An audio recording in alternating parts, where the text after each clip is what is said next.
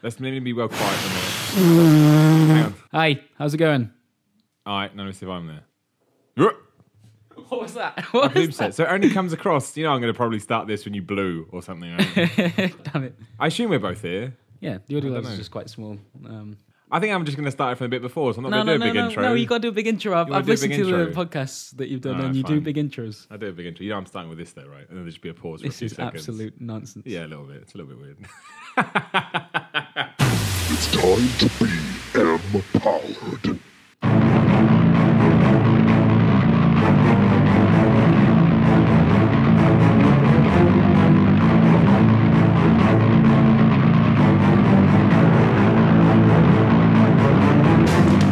Another Friday has greeted us all, and you are listening to the Be-Mpowered podcast with me, Simon Miller. I didn't say this at the start of the last one, and no one ever gets to the end. If you like the Be-Mpowered podcast, go to iTunes and leave a little review. 5 stars. Hello, say hi. It's amazing. You told me to do a big intro, and then you don't even let me introduce you, which makes you an asshole. Well, maybe I just won't introduce you. Maybe I'll just talk for an hour, and you'll sit there giggling like a little girl. How do you feel about that? That'll happen anyway, let's be honest. Oh, that's true. Well, I'm joined today by Mr. Christopher Bratt. Hello. This is weird, isn't it? When this goes live, you're formerly at VideoGamer.com. Formerly Chris Bratt. No one's ever said that before. What time does the podcast go It up? very depends on when I get around to editing fair it. enough. It could be 11 p.m. in the evening. No, it'll be about midday-ish, I guess. Okay, so I'll still have a few hours left. Yeah, but some people listen to it over the weekend. So. Right, yeah. Chris Bratt, formerly of VideoGamer.com. My old partner in crime. My new partner in crime for about 5 days this week. Yeah, this has been the really strange part about it is that we are in the video game office right now. Yeah. I got in this morning, you were sitting in Jim's chair. It's Monday while we're recording this, by the way, Yeah, in case you're interested. and it's... I don't know. I don't know what to think or feel anymore. You don't... Because your whole world has just been torn apart. Yeah. The weird thing is as well, by the way, if you haven't realised, there's no format to this podcast. Chris and I are just going to chat for a bit. Is that I'm sitting in the chair that you used to podcast in, and you're in the chair that I used to podcast in. I don't like this either. And neither of us have podcasted together in this room for about 6 months. So it's like, it's all gone wrong. But because you are leaving VideoGamer.com, we both decided that you don't want to tell anyone where you're going until Monday, so we're going to leave it all mysterious and stuff for now. I like an air of mystery whenever possible. I which rarely is rare. get to make an announcement. So now you think you stick with it. Yeah. But I guess you've done all right at VideoGamer. You've laid your mark. This has been your intro into the industry, really. Yeah. Oh Before God. this, you were just meeting people from Harry Potter and stuff. Don't bring that up. That's quite interesting. So you're referencing the time in which I years before. It wasn't even that long before. When I had a YouTube channel, I was messing around whilst at uni. I won a competition to. I didn't know this. This is more information than I know. The EA Brightlight game studio in Guildford, which They're the people that made the Harry Potter where games. they were making at the time they made a game for Deathly Hallows and Deathly Hallows Part 2. Remember that film was split. And that's the last one. Yeah, and it was really weird because it was a. Wait! Who is doing this competition? EA. Yeah. Why did you enter it? Because I just what was the prize? To go and have a look around the studio, and I guess actually that's fair enough. It's quite interesting. At the time, it was a huge deal for me. Now looking back at it, it's a little bit strange. No, I get it. Going around a video game studio is actually quite interesting. Yeah, I take it back. I'm being definitely facetious when there's no need. It was. The games in hindsight weren't good at all. They were terrible. I think some of the Harry Potter games have actually been okay, but they by this stage, as the films got a bit darker and a bit older, they tried to make it into a third-person shooter, and I'm talking they did, rapid-fire spells like a machine gun third-person shooter. I've never watched a Harry Potter film. Does that not happen in a Harry Potter film? I never thought I'd talk about Harry Potter on the Be-Mpowered podcast. My podcast has been poisoned. So the spells get more kind of flamboyant as the films go on, and more visually impressive as the budget got bigger and bigger. Right, but it's never a third-person shooter. No, it was never you'd never get a machine gun one because you'd win if you had that. Well, it'd be easy. What's his name? Death Roll or something. Voldemort. Come on, you shall not be named. Fuck's sake. Death Roll. Death Roll. God damn it. Okay, so you want to trip around a studio Brightlight. Yeah. And what happened? And then for some reason you bumped into some Harry Potter dude. Yeah, Draco Malfoy was there. We had a little chat. What's his real name? Tom Felton. I can't remember what. He's such an actor. He's so posh. Tom Felton. He was one of those annoying actors that's he plays a kind of an evil character, and he's kind of.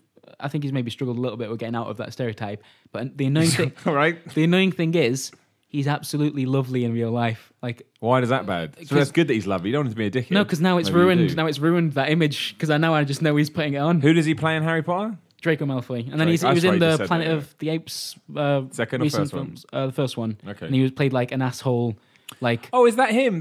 One of the pet keepers. Yeah, that's right. Oh, is that him? And he is an asshole in that film. Okay. And so, but now I know that's not really it. That's not really Tom. It's not.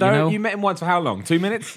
About 5 minutes. 5 minutes. He'd already done like 10 interviews by that stage. He was, yeah. So what did you do? Is there a YouTube? I guess you would have privated this now, or just I deleted it entirely. have, What was it? You documentary style, walking around, going, "I'm here." It was awful. Lovely. It was like walking around with like handy cams. Like there were 3 of us there, and just like, just asking the developers just mundane questions. Do you like making How do you make a game? You didn't ask him that. No. How do you make a game? Can I eat mouthful? That's please? a pretty good question, to be honest. That is the question we're always asking in different ways. Well, that's kind of true. Yeah, how did you make this game? No, I don't think I ever got. I was just like. But you surely this is all part of your steps into becoming what you are now. Oh, yeah. Without that, maybe you wouldn't. Yeah, have got here. I definitely wouldn't. I don't think it was kind of a nice little thing, nice little like points that kind of kept me going whilst I was doing video stuff. It was like a treat, I guess. Oh, that's lovely. Well, there you go. So it's all these little steps, and now you're here, Chris, and now you're moving on to other things. Yeah, it's weird. I didn't know that I was doing this. What do you mean you didn't know you were doing this? So last Monday, we're recording it. Oh, this podcast? So 2 weeks ago from when this podcast goes live, I didn't actually know what was going on in your life. Yeah, so it's all happened real quick. And now look, we've passed. Do you know a lot of people think that I've only come back because you're leaving? Like, God damn even though you've been on a podcast before, after I've left, some people genuinely think this is the case. I keep meaning to start this rumor that that like part of your demands when you came back were that I had to be fired or that I had to be shunned out. Imagine people. Imagine they totally would. Did that. They totally would. No, they wouldn't. They wouldn't do that. They always wanted you around, Chris, and you'd stab them in the back and spat in their face. Whoa! Like the disloyal son of a bitch that you are. Okay, so. right. So what do you want to do? Do you want to talk about your memories of video gaming? Do you just want to talk about some games? It's your call. I'm empowering you, remember? This is your podcast. We've had some good memories, Simon, haven't we? I went through some photos earlier. Remember that? Oh yeah, you didn't go through some photos. You shoved some photos in my face. Look at that! Wasn't and they're that all funny? photos. If you didn't know, why would you know? One of Chris Bratt's weird hobbies is that he enjoys taking pictures of me when I don't know it and keeping them. Like, it's really weird. Okay, that sounds creepy and odd because that's what it is. You've made that sound creepier and odder than it. Not really. Is. That's a fact. That's a statement of fact. Okay. And the fact it sounds like that is because it's so true. The type of photos that I've taken, oh god, are like. It's like a selfie of myself with you in the background. Now, usually just selfie of yourself, but you're in the background as well. So you're okay. I realise that, but I often like shout your name beforehand, so you'll just look. And so it looks like I know this picture's going on, and I've chosen to be an asshole. Where in fact I've been put in that position without my choice. That's not creepy. That's just really funny. And I think maybe, most people would agree with that. Well, so that's what you're going to miss. So I should talk about video game memories, and the first one you talked about is basically sort of retro photo bombing. It was a big part of my time here, to be honest. It was because we started on the same day. I don't know if everyone knows that. We both started on April 1st, 2014. You overshadowed when I arrived because it was like. It was my first day, and there was a new editor in chief, so I had no chance of actually you were just some making any kind of impact. Like and then you're overshadowing the fact that I'm leaving. I got 4 minutes on Twitter before you were announced. 4 minutes. Usually, there's a whole. As kind of weird as the games journalism climate is. I've seen people leave jobs over like the last couple of years and move on to other places and what have you, and They get a good honeymoon period of like a couple of weeks. Some people pal, get. I'm sad that you're leaving. Good job at whatever you did. I got 4 minutes, and then literally other members of the office were swearing at me. That's true. But then again, to be fair, this is all happening at a very accelerated pace because me coming here and you going wherever you're going has happened more quickly than these things usually would. So I think everything's been accelerated. Yeah. But you are right. Even when I'm not trying, I'm still bullying you, which makes me somewhat happy.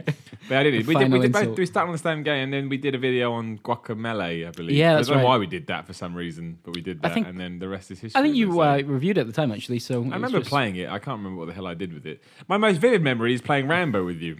Yeah, Rambo the video game. That's my best thing. And everyone that's watched any of my other videos knows I'm still obsessed with it. I know you don't like it. Oh, no, I never did. It's a fantastic... I don't understand why. Like, I played it recently again, and it's just... I don't even know, but it's like it's amazing that it even exists. I've seen it crop up on a few worst games of 2014 list. IGN this year. put it on and there. then you had a list of like games. Oh yeah, it's number one. It's my favourite game of last should year, like. and it was as well. I put it on there because I thought it was funny, but then I thought about it, and it's genuinely. I think it's when we played. Look, two things. One, it's the first game I think about. Of all the games that we played fucking loads. That's the first one I think about, which I think it stands for itself. It goes to show that A, not only was it entertaining, it had some form of like long-standing value because I remember it. And B, it was the reviews are cool that everyone remembers fondly as well. It's such a fucking self-indulgent loving now, but never mind. No, it was a good time. That Reviewsical was probably my favourite one that we did. See, and that's all thanks to Rambo the video game. So you can't diss it that much. Yeah. Do you know what those guys are working on at the moment? Is it the Terminator game? They actually did a Terminator game. Well, I know they announced it. I don't know whether actually. I'm pretty sure they're doing a Terminator game. I know some information about this. I think it's secret information. Okay, but this is stuff I genuinely don't think I can talk about because I get in trouble. So I'm not going to. I can see maybe licensing issues cropping up, or I think it is something to do with that. But I don't want to. Okay. Because that may fuck them over. I don't want to fuck anybody over. Usually when I drop not details, even the guys that made Rambo the video game. No, I love them. But yeah, I think the fact that stands out, I think is only fair that it's. I think you give it a hard time, Rambo the video game. You had fun, you laughed a lot. Yeah, oh no, yeah. Because I knew it was a bad game. Like I think you can. How can it be a bad game if you have fun with it? What's the point it's of a game, an interesting Chris? question, but you totally say done this so many times. You do this about films. Like there are films that you can enjoy because they're bad. Yeah, and I think the same true with video games. But you don't seem to agree with it. No, I do. Surely Rambo fits into that category then. It does, but it's like it is fundamentally it is a bad game that I enjoyed playing. Does that make it a good game then? That's not what I What's said. the point? No. What's the point of a video game? To have fun, to entertain you. Push forwards culture. Oh, fuck off. Don't come on my podcast and start this shit. No, it isn't. Okay, we're never going to agree on this. We've done this 1,000 times before. I can't actually think of anything else we played together. We played... we did like Shadow of the Colossus. I'd never played it before. We did like a full... We played the whole game as well, didn't we? Playthrough. From start to finish. How long did that take us? I think it was like This is the weirdest podcast 5 like 2-hour live streams or 4 2-hour live streams. What sounds about right? 5, right? So because that was like 6 months more than that now. It wasn't a year ago. I don't know. It was. It was about a year ago. Fucking hell, it was. Jesus, we're growing. So what's your here we go. Chris Bratt revisits Shadow of the Colossus a year on. Has it entered your like stratosphere of games? Yeah, definitely. That to me, Shadow of the Colossus is it is in my top 5 games ever. Let me think about this. Yeah, it is. Sure. So, and that to me, now I've played that since we're coming up to the anniversary of Shadow of the Colossus because it came out on my birthday. My birthday is soon, so maybe we're up to 10 years. Is it a decade old?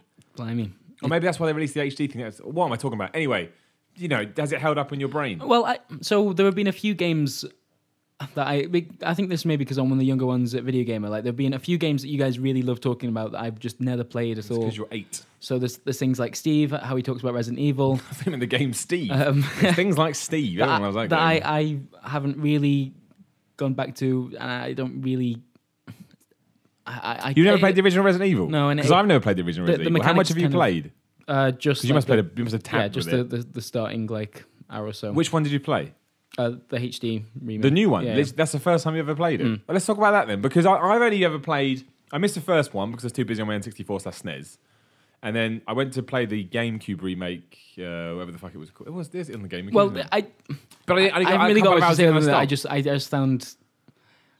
So some of the stuff that people adore about that, the way it approached, like the way your character moves and the way that the scenery is displayed and the camera acts, like I didn't really enjoy much of that. I saw that as just an old game, like struggling to. Well, they've done to the controls. They genuinely don't know. I haven't played the HD version. Have they updated them, or do you still walk around like a tank? I think there's 2 options, but yeah, most people seem to play the. What did you play on? Tank controls. And how was it?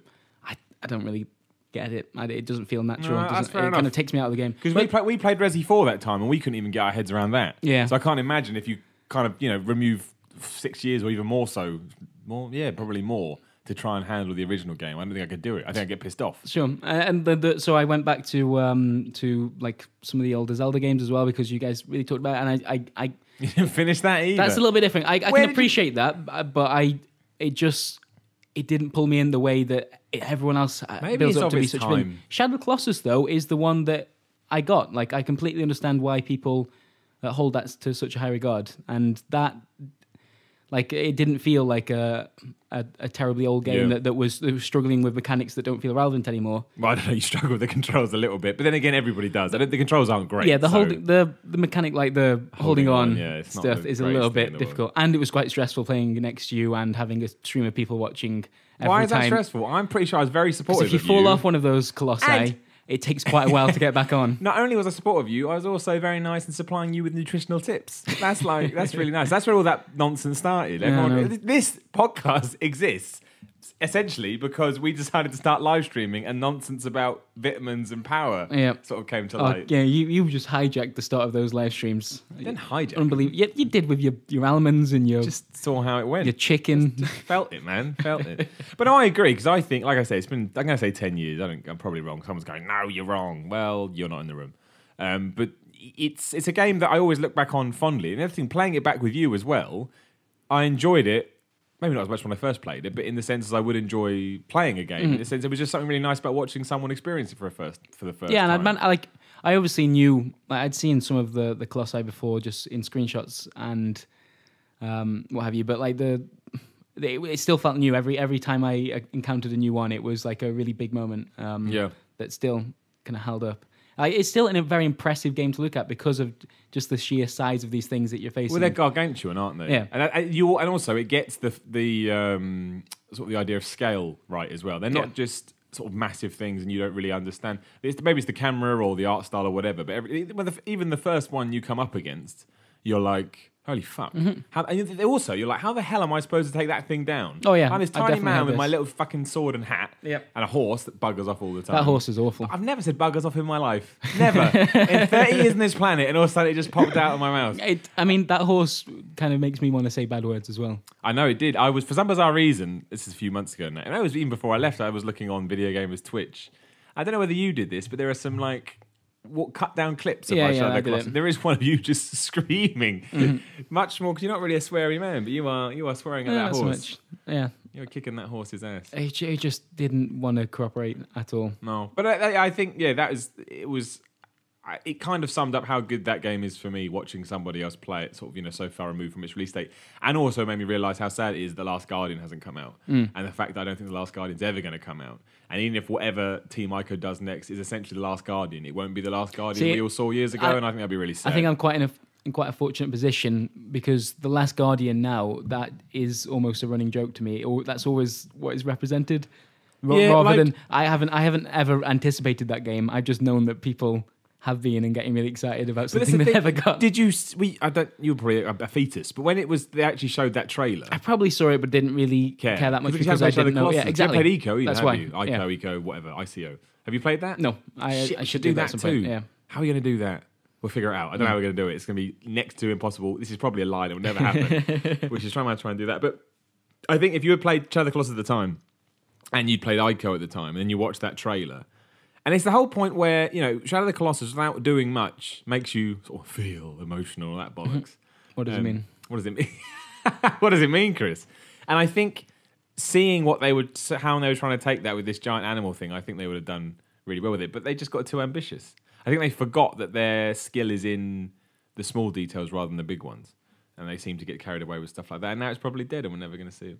It's really sad. Yep, I'm not that sad. I mean, I probably should be, but it's You surely want another game from them now, though. Yes, but a new game, a new technology that takes advantage of everything we've learned over the last decade. They'd have to come up with a new name at this stage because all I can just think of people getting really upset with them whenever you hear The Last Guardian. That's all my mind goes to, rather than the. But if Team Ico, I said this recently on something or other. If Team Ico die after only making 2 games, that would be, especially when fucking Ubisoft Montreal's pumping shit out every year. Yeah. That is not fair. That is not justice. I insult Ubisoft in every podcast.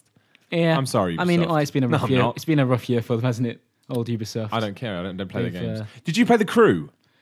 No, I've watched people. Have you watched it, right? Yeah. Is there any point in The Crew where you have to drive up the side of a telephone box and then hang at the top and unlock some I don't know. map? I'm not sure if you have to climb them, but you do go to towers to unlock. Do you really? Yeah. Oh my gosh, it's so fucking. Why is everyone accepting of this? It drives me nuts. Anyway, I'm just intrigued by that.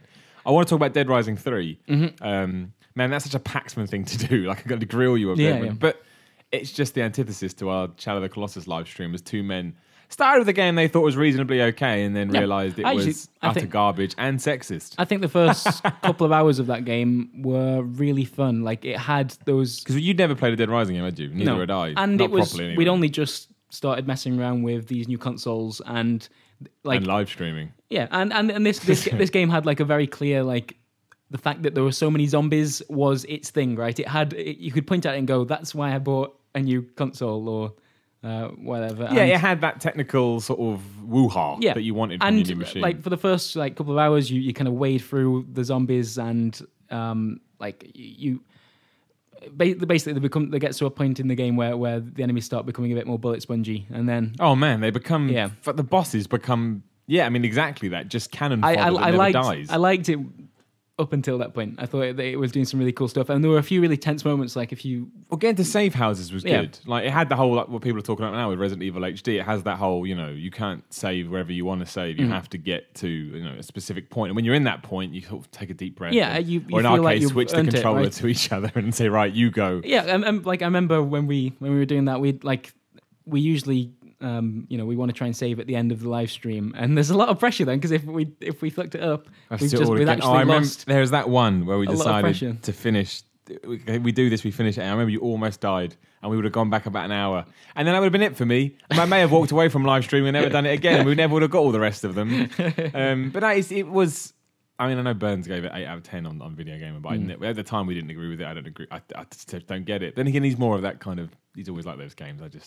I felt, especially the bosses, like which were just, oh man, time sinks and just not fun and fiddly and horrible. Yeah. Like I was really not a big fan of Dead Rising 3 in any sense. To the point, even if I don't have an Xbox One at home, I'd never go back to it. I have no interest in playing that game anymore. And we were nowhere near the end. Nowhere Sure. near. What did it do with the DLC?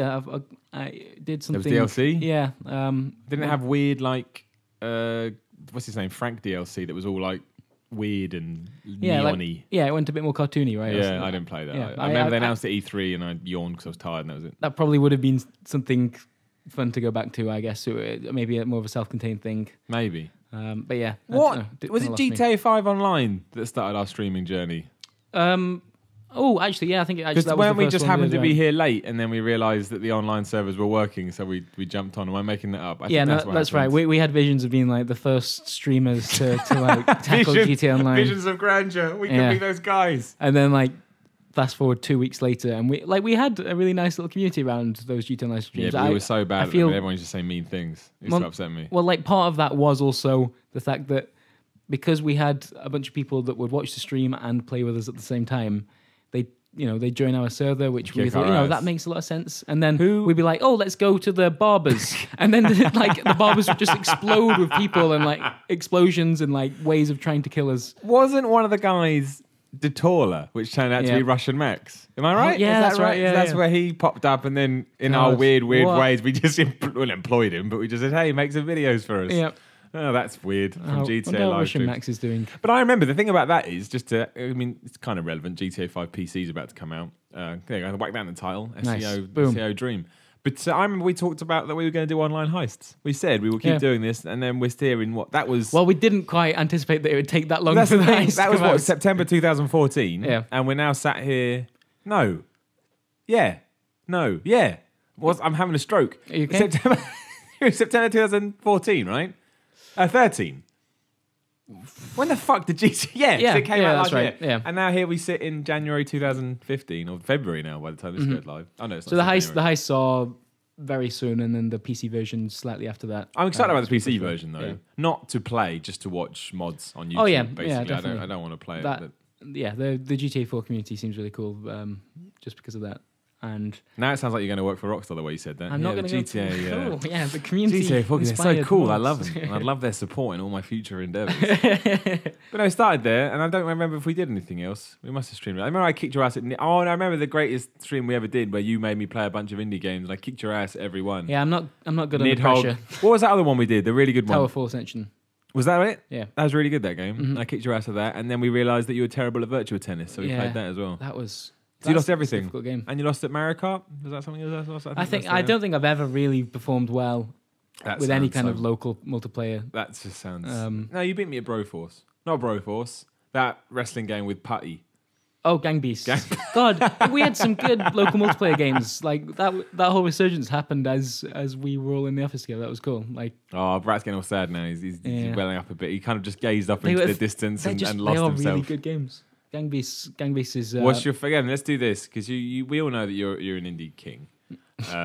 We played Broforce, we played Towerfall Ascension, we played. I actually Nidhogg. don't recognise the term indie game anymore. Oh, so get off whatever. my podcast and jump out a window at the same time. What's the game we played at E3? The one where we then played it. We got in the office and I proved to you that I was better at you by doing the boss on my first go. Oh God, at E3. Yeah, in one of those little huts. Oh, crap. No, it wasn't called that. Titan Souls. Titan Souls. Yeah, that was frustrating for me. Pick one. I want you to pick your favorite indie game of all the shit that we played. Oh God. I think if something we played together, it would definitely be one of the local multiplayer ones. So I think probably Gang Beasts. I think just because of how really stupid. Not Nidhogg. I thought you. Yeah, no. I think I'm more of a Gang Beasts was the putty wrestling. Yeah, one. just because it's got that visual absurdity to it, which it just put brilliant. that on the box. Yeah. Where is that now? Because so when that's we an interesting played story. it was in. So no, they hadn't actually launched on early access at that point. You stole it. I did not steal it. They and it was proved to be like one of the best decisions they've ever done by the sounds of it. They made like a prototype and they put it out there for free and were like, here, this is a game we're making. And then YouTube picked it up as YouTube tends to do with funny games.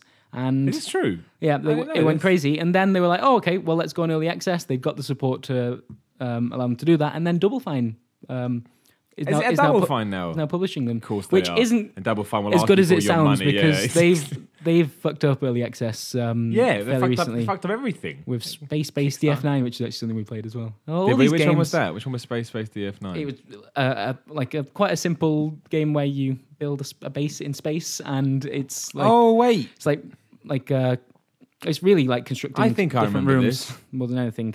And and aliens turn up. Yeah, that's right. I didn't know it was Kickstarter, Double Fine. And it was early access as well. And how have they fucked up Broforce? Not bro, fuck's sake. What's it called? Putty Man. Gang Beasts. They haven't yet. They just, because people are a little bit worried about how they view early access games. Because with that Space-Based DF9 game, they got to a certain stage where they hadn't completed the game as they originally talked about. That they hadn't, built in all the features that they wanted to at the start, but they weren't making enough money.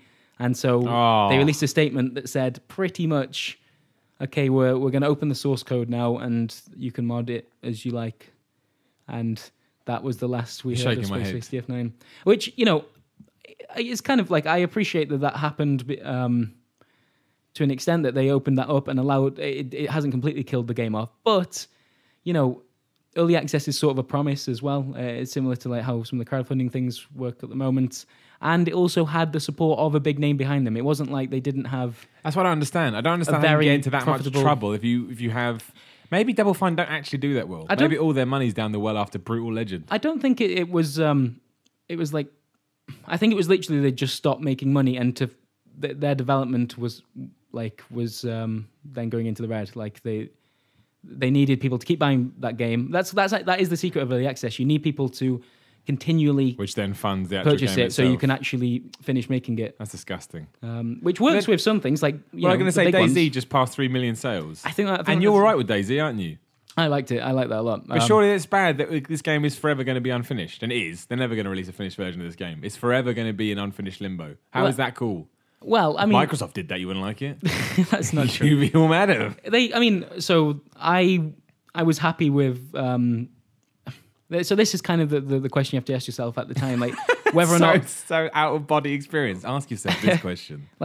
So you've got to look at where the game is at that current stage, and if there's enough to it to enjoy it,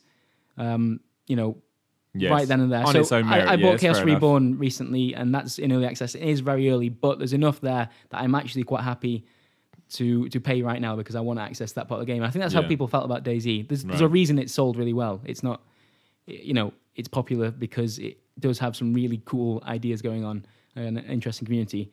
And yeah, you also have to then talk about like how you feel about the developer, like in terms of whether or not you trust them to continue it and treat that stuff with Dean the Hall's right gone, respect. right? He's doing his own thing. He's nothing to do with that project anymore. Yeah, so I don't think that's quite as bad as it sounds, though. No. There is still a much bigger team than there ever was working on DayZ now. But do you think it will ever? This This is how it will be now. This will be the game. Do you actually think it'll ever, Yeah, I think there will be a final product. I think with DayZ. Who's going to buy it? That's the thing. So this has happened with a couple of examples recently. I remember. So some of the games that I really like that went through early access, like I think maybe happened with Xenonauts, which is one of my favorite games of last year. Like it had a lot of buzz when it was in early access and when it was first put out there, and it was you could mess around with it, and there was a complete game there, even if things were going to be tweaked and added along the way. You could play a game from start to finish. When it actually did, have a complete version, a final version, it didn't get much of a fanfare. No one really went crazy because I'm not surprised. The people that were interested had already probably bought Got it. their fill. Yeah, they'd filled up on it. And yeah, it is kind of weird. That's something that's kind of taking some getting used to. Just because with how we have to cover games in jobs like these as well. Like when do you at put the a score cycle, on it, basically, or when do you even start talking about it? Because like if you start talking about it the moment it hits early access, are you encouraging people to purchase early access games? Maybe. Yes. But if you leave it till the very end, are you relevant anymore? Probably not. So when in that cycle do you go? But that's why it makes no sense to me, because like a game has a certain shelf life. I don't mean in terms of how long it's been on a shelf. I mean from an entertainment point of view. This is the most intelligent conversation we've ever had. We did this last time I was serious. Did we? Oh yeah, it was about Gamergate. Fucking Yeah. hell. Hashtag Gamergate. Hashtag Flatmates. See, look, hashtags everywhere. But that's my problem, is that there's an entertainment life span to anything. Like, even stuff that you do revisit every week, like if you're into soap operas or whatever, there will be times when you kind of back off because you don't want it. But it's always there, so you can go back. Well, the game is different. If you put 100 hours into a game and then they release the finished version, I don't see what they can do other than, it's technically more sound than it was. It's going to make you go, okay, I'll drop 40 quid to play it again because you'll have your fill on it. And that is... I feel like I've ruined a few games because of that, because I maybe go to them too early. I've started playing Massive Chalice, which is another Double Fine early access game. Massive Chalice? Yeah. Is it about a giant penis? No, but it's got a lot of like... Is it meant to be a double entendre? No, I don't think so. It's like literally you've got a talking goblet that is your advisor. And right. What do you do? Tell me about. So it's a turn-based strategy game, right? Challenge. Okay, of course it is. Yeah. But the other half of the game is that you do love him. That time you didn't love him, you lying son of a bitch. To get to like your heroes like grow older as the campaign goes on, and that's quite cool. It looks like the full campaign is about 300 years long. So you're not literally. No. All right. But for the heroes, it will be. So we were talking about entertainment shelf life. I thought that was your point. This one goes on for 300 years. So your heroes die off as you go through the campaign, That's and cool. you have to create bloodlines by telling them to marry each other and have kids, and then use their kids as your next. So it's like The Sims meets, I don't know, that game on iPhone meets something else. Like forced conscription. I don't know. It's like really weird when you actually think about what you're doing. Right. But I'm enjoying it, but it's still it's early access, right? Very early, and I feel like I'm putting too much time into it now, and maybe later on. Because what will the finished? What do you expect the finished game to give you that this one isn't? Because I can't imagine it's any more than, and I don't mean this specifically, but like the frame rate solid, or there's a kind of polish on it. There's definite features that are missing at the moment, and just the kind of range of enemies is pretty slim right now, and it just feels like a prototype. Just the way that the UI works and the way that you move characters around, it just feels early. Like that is the best way to talk about it. Yeah, it feels unfinished, I guess. But I like the premise so much that I'm kind of messing around with it too much. How much money did you put down on it? I think it's like 15. That's a lot quid. of money for a game that's not finished. I mean, what do they then justify? Because surely, if your unfinished game is worth 15 quid, what is your finished game? Generally speaking, early access games won't ever put the price up. They'll only go down. So if you're buying into the promise that eventually this will be a full game, so, similar to the if you through Kickstarter you purchase a game before it begins. Kickstarter's a fraud. I like Kickstarter. No.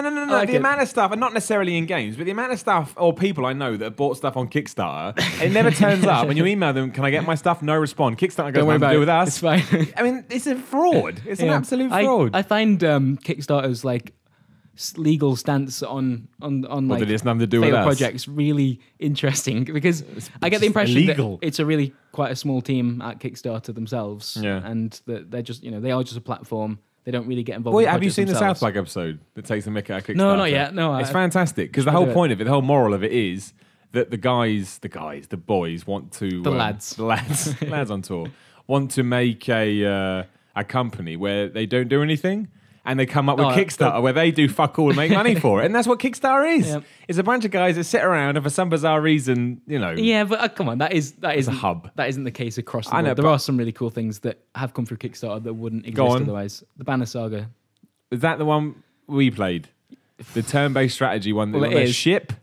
You're not a ship, no. Where were we? There was arrows. Yes, we have played it. Yeah, it was arrows. You made me play all this shit. The strategy game, were we on a ship? Was it not a ship? I remember it was arrows. You got it, though. Yeah, I know, because I was thinking back to the video. There was some gingerhead guy, dude. Yeah. It's like you have like these big Viking chaps. That's right. Like huge. We went on a ship. Are you sure we went on a ship? No, we're in like a training ground. Okay, it was wooden though, I think. So maybe in your mind you've kind of just made it float. Viking ship. That was a Kickstarter project. Yeah, and it raised like 10 times its original goal. And what did that achieve though? What did you get out of that for having 10? Now we're talking about fucking crowdfunding. Okay, so what extra stuff did they give to you? Because well, they first of all the team that ended up working on it was substantially bigger. Right. I can't remember the exact number, but I know they started off with like a handful of developers and managed to make a proper team by the end of it. They're going to make a second episode that's something they could confirm really early on. Right. Does that come out? Or a sequel? No, it's soon actually. They actually revealed it at the Jeff Keighley's thing, I think. Jeff Keighley's thing. You know what? It's the yearly Jeff Keighley's thing. That is actually something that happens, man. That is right. And they did they localized it to various regions. You can play it on iOS, I think maybe on the iPads. But this is stuff that they wouldn't have really probably gone after without the extra funding. But it's also a game that really, they couldn't. I can't see a publisher that would have put down anywhere near that amount of money. How much did it make? Sorry, it made. I'm not actually. Oh god, millions? No, it's 600,000 or something. So a lot of money. Yeah, but.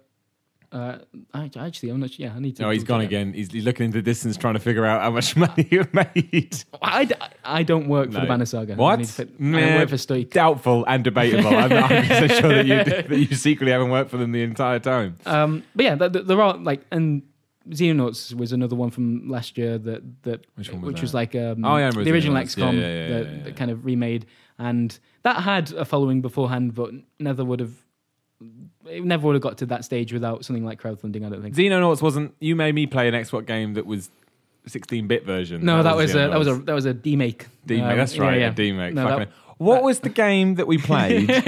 A trip through Simon and Chris's. This is what this is. I can't even imagine who is still listening to this. These are the people I want #Flatmates. Well, now you got it. Do you like it? It's self-indulgent and weird. But what was the game we played where it was a roguelike or whatever and we danced the whole time to music? Crypt of the Necrodancer. That was fucking excellent. What happened to that? I think that was Kickstarter, actually. Right, okay, well that justifies Kickstarter. What happened with that? Give me an update on Crypt of the Necrodancer.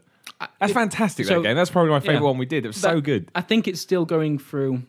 It's either still going through early access or finished quite recently. I haven't actually gone back to it since then.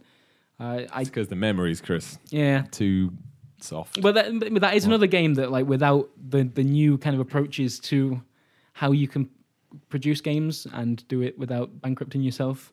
Yeah, no, I guess so. There are terrible examples. Don't get me wrong. I'm not saying that it's all gravy and sunshine. It's like anything, really, isn't it? We're going to get well deep now, but people blame. And don't tweet me about this. That's what I think. If you don't agree, you don't agree. Really no. But people blame. No. Holocaust. No. Oh God. Dude.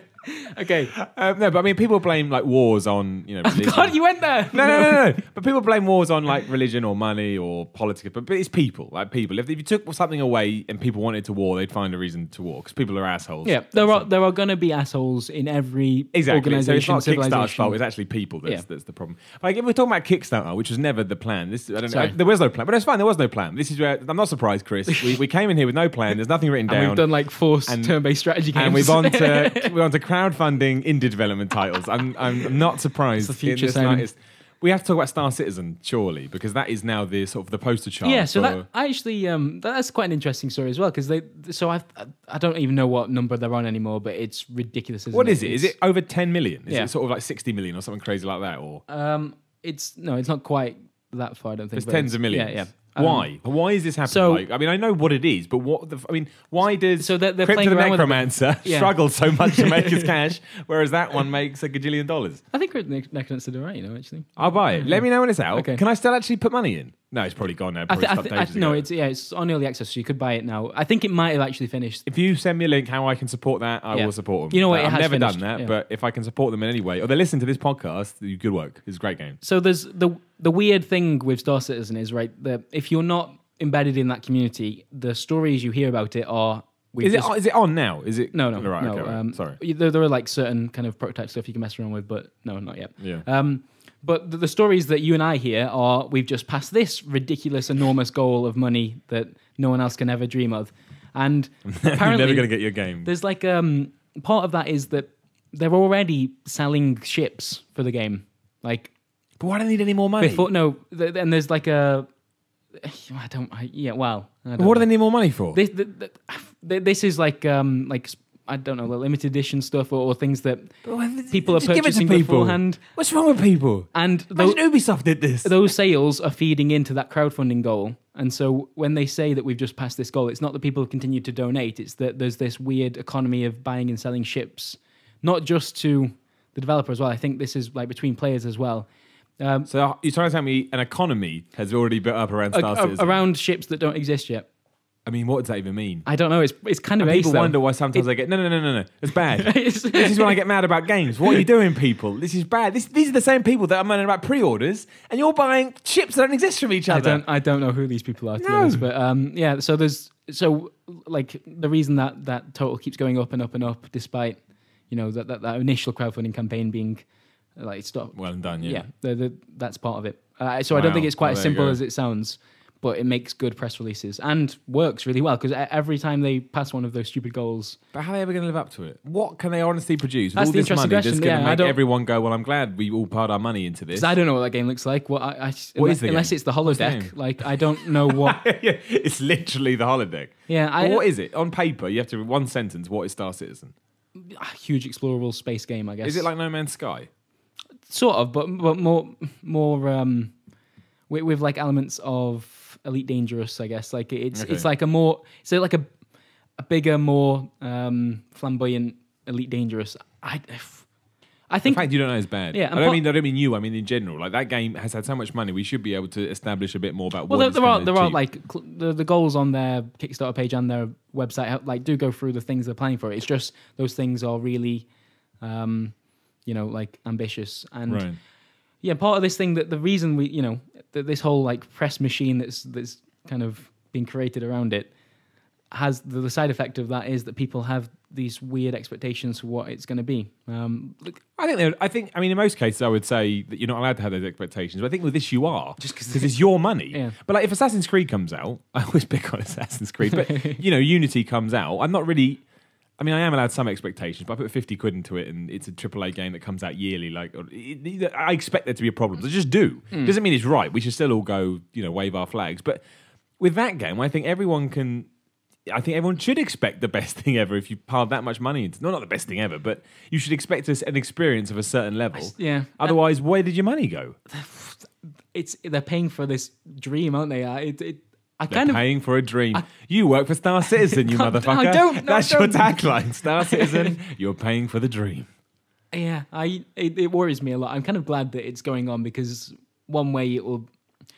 I don't think it will be the game that maybe people are hoping for, but it might prove like a very valuable lesson or expensive lesson. Well, we'll see. For like it's not going to stop anything. It's too late. Well, Kickstarter is past its peak, definitely. Well, Patreon's taking it out now, but it's the same thing. It's the same concept. Crowdfunding is here. What I mean is crowdfunding is here to stay. And I think it's harder to crowdfund a brand new game now than it was in 2012. Yeah, the skepticism. Like the Banner Saga wouldn't do 10 times its goal today. It just wouldn't. Well, there was a time where anything got kickstarted, didn't it? And everyone, all the press would talk about it. All the YouTubers would talk about it. And now it's not interesting. That lasted for maybe a couple of months, maybe a bit longer, and then suddenly everyone was like, "Oh God, maybe we should stop talking about all these because what if they go wrong and then it looks bad on us?" Exactly, because we've advertised a product that may not exist. Because you don't know the developer from Tom, Dick, and Harry. And then Not a sentence I never said either. There you go, Bugger and Tom, Dick, and Harry references. I don't know. We'll see. I mean, I've never put any money into a Kickstarter, and other than Crypt of the Necromancer, there's no game that I want to play that's been Kickstarted. It's not. I don't think it's a bad idea. I think I've got plenty of time for it, and I think that it is good because, like I say, games have. Man, we're getting deep. Games have now, sort of splintered off into you either have super.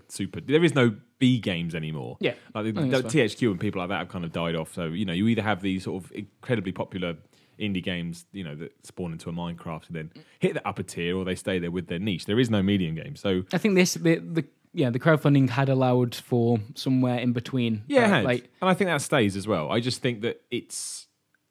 I don't know. I would just like something more concrete from it, really. Like stuff like Star Citizen, which you're still in the ether. And also, there's nothing bad. They take as long as they want. But these games, early access, especially when you're not having finished products, it's like, well, what's the goal? Where's the dangling carrot here? If you're never going to be the, you go with Activision just because everyone knows who they are. But if you're not going to go with the Activision model, there has to be a happy medium for someone that doesn't necessarily want to plow money into an unfinished game. And there obviously was the money there available, and this has worked in a bunch of examples that they just wouldn't have had access to beforehand. And there've been part of it is just like investing is the wrong word, but like putting money into something that you just hope might eventually work. Like the Oculus Rift came through that, didn't it? And it's just true, it did. Yeah, and that has spawned into something that is going to have an impact on games now. That probably always would have happened. Like I think that's maybe a little bit of a different example. Like you would have found that support as they obviously did, but in terms of just getting them kickstarted, fuck's it sake, certainly you did the trick. Face. Like he just broken the secret of the world. Well, no, you are right. I don't know. We'll see what happens. I mean, I'm an optimist. I definitely am. I realize that we have this conversation sometimes, like on the video game podcast, like about. I don't think Dave's quite as. Don't talk to me like I don't know what the video gamer podcast is. Well, I mean, it's more of the fact that I don't anymore. Oh, who's going to be hosting it? Is that discussion happened yet? I guess Jim. I'm happy to do it if Jim don't want to do it, but I'm not going to come in here and start, moving seats. Yeah, you definitely are. Look which seat you're sitting in right now. We're in the video gamer podcast room, and you're in the host seat. Yeah, it's my podcast. this is I got to look at the levels and shit and make sure it's all right. Yeah. You're only the second time I've done a podcast in person, you'll be pleased to know. Really? Yeah, you're the second one. Apart from all the ones we did with VideoGamer, sure. No, I mean on the Be-Mpowered podcast. Just forget about those ones. Don't diss the Be-Mpowered podcast. People get empowered on this shit, man. They fucking gets them up to the next level. Don't know what that means. That's what it does. As the first guest. You were the first guest, yeah. Best guest. Well, that's an awkward silence, isn't it? Well, I didn't expect to talk about Kickstarter. So that's long. It's kind of thrown me a little bit. I don't really know where to go from here. We did Golden Memories of VideoGamer. We did the. There must have been something we did on VideoGamer we forgot about. Played a lot of shit Kinect games. Yeah, Kinect games are always good for video. Like they're always generally always bad games. I actually think the dancing stuff is pretty. Oh yeah, we decent. did Just Dance. I think those are valid games. That was fun. It spawned the fucking Simon Miller gift thread. Yep. Which simultaneously ruined my life and made me sad. Kinect Sports Rivals was up there. That wasn't quite as good. Should we talk about that? Should we tell everyone about what happened when we did the Kinect Sports Rivals videos and we both said that we both looked at the camera at the end and said Microsoft should be ashamed of themselves and we expect an apology. Did and how Microsoft got mad. God. And Microsoft may still be mad about that. Oh, right. And I may have chatted to them before I left video game and they told me they're still mad about the whole situation. Should we talk about that? No, probably shouldn't talk about that. Probably not. Yeah, that's the real thing. I think I told you that. I think you knew that. I just forget things really quickly. We did the whole Dark Souls series. Dark Souls. That's how we finished this. Yep. We did. So we've had Dark positivity. Souls Let's go. Too. Look, everyone on this podcast knows how I feel about Dark Souls, and mostly get in touch with me to tell me I'm a terrible human being. I imagine you are at least maybe for some kind of video. You're going to do Bloodborne? We'll do Bloodborne. It's a shame it's not with you, but I guess... It looks very, very pretty. I think if you ever had... Maybe that was... Some people didn't like the visual style of the Souls games. That looks nice. I said this in my podcast last week, I think. I totally believe now that while it's to be well hard and not the most accessible thing in the world, I think it's going to annoy some of its hardcore fans because I think it's going to be a lot more accessible because I think Sony now looked at it and gone... It's great having this Dark Souls niche, but let's make more money out of this and let's sell more copies while keeping it within its... This is the original Demon Souls guy, though, isn't it? Who's like directing it. Yeah, but money talks. Yeah. And hardness walks. Nice. That's a well-known phrase. Yeah, that's good. But I'm not saying it's not going to be hard. I just think it will have Maybe if even a setting, like noob setting or some shit like that, which will, but you can't have that. Just don't put it on. You don't have to put it on. But I think it's going to have something like that. And you know, I think if it does have that, it will sell more copies. It's interesting. Yeah, you could totally see. Oh god, I think I'd be one of the people that would find that annoying as well. But well, you don't have to click it on. I know this happens. It's not on. This happens with like big RPGs that have like map markers for quests or whatever. That's fine. Let people have sometimes you can turn those off. I tell you, which would give you the natural experience, but because I know it's there, I'm mad.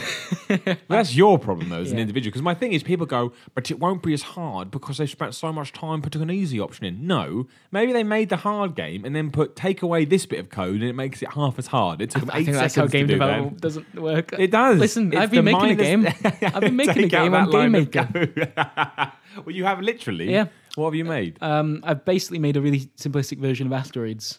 So does it work? Yeah. Can I see this game? Yeah, you can More play after importantly, this if you want. can I play it and do a let's play on my YouTube channel? Sure. I mean, let me flesh it out a little bit more. It's Asteroids. What are you going to flesh out? How dare you, Mr. Game Dev over here? Oh, suddenly he knows how Asteroids work. I'm talking about what do you need to... Asteroids is a very simple game. What possibly... You've either made Asteroids or you haven't made Asteroids. I'm bringing it into the 21st century. Let me tell you that.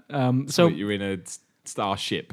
Well, yes, and it's actually modelled after a Viper from Battlestar Galactica. Oh. You'll be pleased to hear. But like at the moment, I've literally just got a single... So I've been following. If you are interested in Game Maker stuff, you can do this. No one's interested. You can do this for free, by the way. There's a trial version of it which I've been using. He stole it. He stole Game Maker. I did not. Tom Francis, the guy behind Gunpoint, has been doing a kind of tutorial series on YouTube, and it's just really like it's the fact that I've been able to make something that actually works says a lot because I'm rubbish at anything like that. Just not to sell my game too much, but if you'd like to buy it, it's like a single screen at the moment with one asteroid that goes around the screen. There's not asteroids. It's asteroids. No, but if you shoot it, the asteroid splits into two. Oh, okay. And then, like, that can happen 5 times before the asteroid disappears. Okay, I'm genuinely going to do this. Finish it. There's no rush. Okay. Take how long you want. Yep. And then tell me the code. Yeah. And I'm going to record it. And I'm going to get you on over Skype or whatever. And you're going to chat me through it. Can you review it for me? Yeah, I'm going to have like a post. I'm going to review it for you. You're going to be on the Skype or whatever. We'll do a call while I'm playing it. We'll get together and we'll sit here and you will walk me through the game and then I'll review it and we'll take it from there. And you'll be game developer Christopher Bratt. Oh my God. Do I get a little title card at the bottom? From Bratt's game. Yeah. Oh, okay. I'm actually, that is the inspiration I needed to keep on going. There's no rush. Project. Just do it because I know you've got a lot on over the next couple of weeks. But, get it done. Mm-hmm. Get in touch with me. Yep. We'll somehow meet in the middle somewhere. And then I will do it. And we'll do Chris Bratt's Asteroids. And it'll be the worst thing ever. How long do you think you got to put into it? How many hours do you want to put into it before you think it's a product you want to put into the world? Not early access. That's about finished, bona fide product. I think I've only done like maybe 3 hours so far. Okay. So you got what? Probably somewhere closer to like 30. Okay, that's fine. So, you do it, and then that is something. So, this is hashtag Flatmates Part 1. Mm-hmm. Or part 2, really. Yep. And hashtag Flatmates Part 3, where you and I sitting down somewhere to play Chris Bratt's Asteroids. And then you'll be sued for ripping off a game that already exists. And that's what will happen. So you can look forward to that. That sounds good. And I mean, I'm also like I don't think I'm allowed to use the model of the Viper either. That is probably... Well, you're not selling it. Well... I don't know, are you? I mean, we'll see, won't we? Listen, I've got visions of me being a wildly successful game dev. For the record, the reason that I've been talking about Kickstarter is that he's been bigging it up. I'm going to launch a Kickstarter campaign for Chris Bratt's Asteroids. Chris Bratt's Asteroids. For the record, it's like Sid Meier. You are not like Sid Meier. Oh man, that's poor Sid Meier. I've lost my train of thought entirely. What was I going to say? Yeah, for the record, Chris Bratt hasn't left VideoGamer.com because he thinks he's going to make some game. Okay. That's not what he's doing. Is that what you're doing? I don't know. Maybe that is what you're doing. Well, I mean, not necessarily, but if people want to buy, a fine. How much can you charge for it? Where do you even sell it? I think I've got to buy Game Maker first before I can even start sell it through selling Game Maker? I don't never use Maker because I don't. Oh yeah. Like you could. So I can. You can play the game now. I could send you the game now. It's just I think when you're using the trial version of it, it like quite clearly says this has been made with a trial version. And cheap. I think there's some restrictions on what that game can eventually do. Okay. So I may have to do a Kickstarter campaign to raise the how much does it cost? The £100 to get. Is that it? Game Maker itself. That's quite. One thing that is quite a lot of money. Well, no, there is a version of Game Maker that's considerably more, like $1,000 plus. Really? Yeah. Shit. That's if you want to start going into early access and doing like constant updates and things, I think. Well, I guess £1,000 is... Well, that's what people spend on technology equipment, so why not? As I said, Kickstarter, this solves every problem. The thing I worry about now is that people are going to listen to this and actually get in touch with you and say they will back you.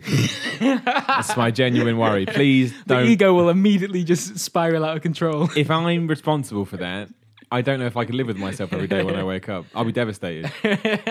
There is one more thing we have to chat about, obviously, before we round up this podcast. And we will do it. I don't know when it will be. It may be 6 months in the future where we'll do it. But also we have to talk about I don't mean in any detail, but this is kind of like the official end of our living together, really. I mean, it's not. I have finished 6 months ago. Yeah, I haven't really recovered from that, I won't lie. You moved into a house with a dog? Yeah, it's been pretty good. I call him Simon. No, you don't, because it's weird and freaky. Imagine if I did. Oh, get out. I'm never actually going to confirm whether or not I do. Oh, don't buy his game. It doesn't deserve any success. Yeah, but that's it. This is, so you might be moving back closer to where we were before, right? Yeah. Who knows? We'll have to see what the future holds. Nobody knows. All I know that for now, maybe one day, Christopher Bratt, you've just finished or are in the midst of finishing your last days at VideoGamer.com. Yep. As of Monday, you go to Pastures New that you can reveal. You can find that out at the Bratters on Twitter. I assume that's where you talk about it first, or you're just going to let something happen and then people. I don't really know how these things work. I had to Google how to do a resignation letter. That's true. It's not a lie. Oh god. But yeah, at the Bratters, and he will tell you. He will tell you where he's going to go. But it's going to be interesting, Christopher. Yep. And you and I will still be butting heads. Yep, we certainly just will. in a very different way, entirely. But my friend, thank you very much for joining me on this episode of the Be-Mpowered podcast.